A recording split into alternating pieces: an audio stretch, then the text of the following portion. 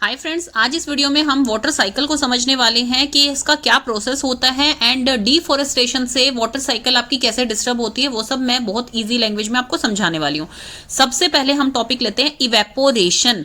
जैसे कि हमें नेम से ही पता लग रहा है कि कोई भी चीज इवेपोरेट होना मींस लिक्विड से गैसियस फॉर्म में जाना, उसे कहा जाता है आपका इवेपोरेशन। जैसे कि आप पिक्चर में देख पा रहे हैं, इसमें जो आपका सरफेस वाटर है वो in presence of sunlight, sunlight जैसे ही हीट एनर्जी, लाइट एनर्जी आपकी वाटर पे गिरती है तो उसमें क्या होता है, आपका ऐसा तो है नहीं कि वो वाटर उबलना शुरू हो जाएगा और आपको गैस दिखने लग जाएगी। उसमें क्या होता है, वो वाटर जो गर्म होता है तो उसमें क्या होता है, इवेपोरेट होनी स्टार्ट हो जाती है गैसियस फॉर्म में।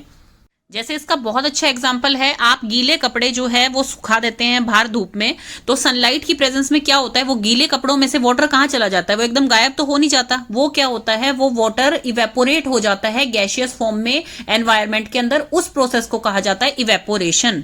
जैसे कभी भी बच्चों आपने देखा होगा, दूध उबल रहा है या कोई भी चीज आप गर्म कर रहे हैं, केटल में जैसे चाय बन रही है, इसमें जो आपकी पिक्चर है इसमें से एक भाप निकल रही है। जो बहुत ही हॉट चीज अगर आपको कोई सर्व की जाती है, सूप है या कोई भी हॉट चीज सर्व की जाती है, उसमें आप देखते हैं कि ऊपर धुआं उठ रहा होता है। तो वो धुआं क्या है, वो इवेपोरेट हो रही है। वो जो लिक्विड फॉर्म है वो इवेपोरेट हो रहा है गैसियस फॉर्म में, उसे इवेपोरेशन कहते हैं।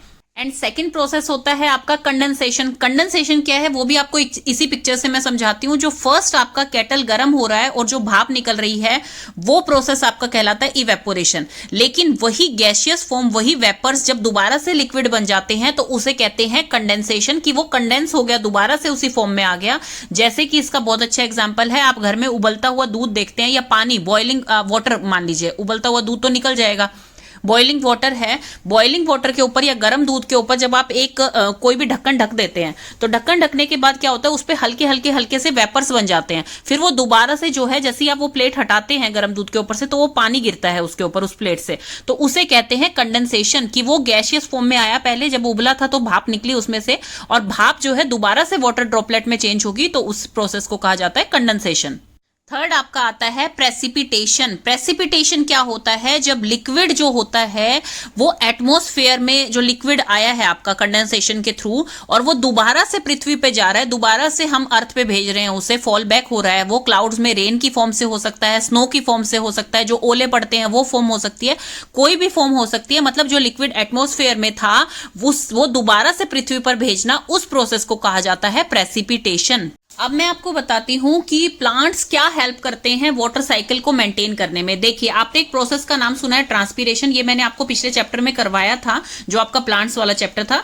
इसमें क्या होता है कि जो वाटर ड्रॉपलेट होती है वो गैसियस फॉर्म में एनवायरमेंट में फैल जाती है, उस प्रोसेस को कहा जाता है ट्रांसपीरेशन। अब ये कैसे स्टार्ट होता है, सबसे पहले देखिए, आप इसके नीचे देखिए, रूट से जो है वाटर वो आपकी स्टेम तक जा रहा है, स्टेम से वो लीव्स में जा रहा है, और लीव्स के ऊपर आपके छोटे छोटे पोर्स होते हैं जिन्हें हम स्टोमेटा कहते हैं। तो in the presence of sunlight, sunlight की प्रेजेंस में क्या होता है, वाटर इवेपोरेट होना स्टार्ट हो जाता है। मतलब इवेपोरेशन प्रोसेस जो होता है वो प्लांट्स में ट्रांसपीरेशन कहलाता है। तो वाटर जो है उसमें इवेपोरेट होना स्टार्ट हो जाता है सरफेस ऑफ लीव से, और वो एनवायरमेंट में जाता है।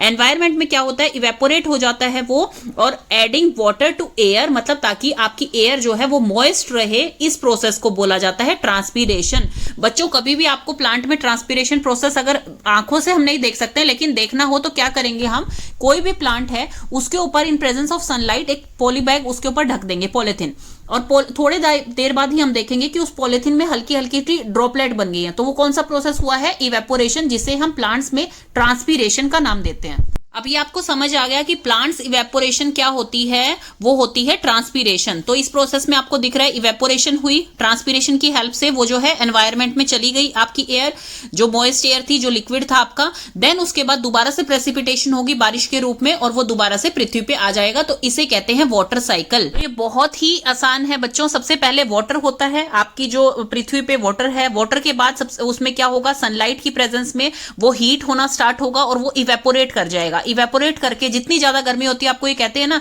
कि कितनी ज्यादा गर्मी हो रही है तो अभी बारिश आने वाली है, तो ये अनुमान लगाया जाता है, तो वो बिल्कुल सही होता है। वो क्या होता है, जैसे ही वाटर इवेपोरेट करेगा जितनी ज्यादा गर्मी बढ़ेगी वाटर उतना ही इवेपोरेट करेगा, गैशियस फॉर्म में ऊपर जाएगा। ऊपर जाने के बाद क्लाउड्स में क्या होगा, क्लाउड्स में फिर वो भर जाएगा और क्लाउड्स में कंडेंसेशन प्रोसेस होगा। मींस वो जो वेपर्स आपके इवेपोरेट होके ऊपर आए थे तो वो लिक्विड का फॉर्म लेंगे और फिर प्रेसिपिटेशन की हेल्प से वो रेन, स्नो, चाहे आपके ओला है या कोई भी तरह से वो आपकी पृथ्वी पर वापस आ जाएगा। तो ये प्रोसेस पूरा चलता रहता है, इसे बोला जाता है वाटर साइकिल। आपने ये बच्चों कई चैप्टर में पढ़ा होगा कि डिफोरेस्टेशन, पेड़ों को काटने से जो है वाटर साइकिल खराब हो जाती है, उससे बारिश कम आती है। उसका रीजन यही है क्योंकि अगर पेड़ ही नहीं होंगे तो उसमें ट्रांसपिरेशन प्रोसेस ही नहीं होगा, इवेपोरेशन प्रोसेस ही नहीं होगा, तो फिर वाटर साइकिल मेंटेन नहीं रहेगी। तो यही आपका सबसे बड़ा रीजन है, उसमें मैंने प्रैक्टिकली आपको बता दिया है। तो ये है आपकी वाटर साइकिल कि सबसे पहले वाटर कलेक्ट होता है, फिर इवेपोरेट होता है, फिर कंडेंस होता है और फिर प्रेसिपिटेशन की हेल्प से निकल आता है।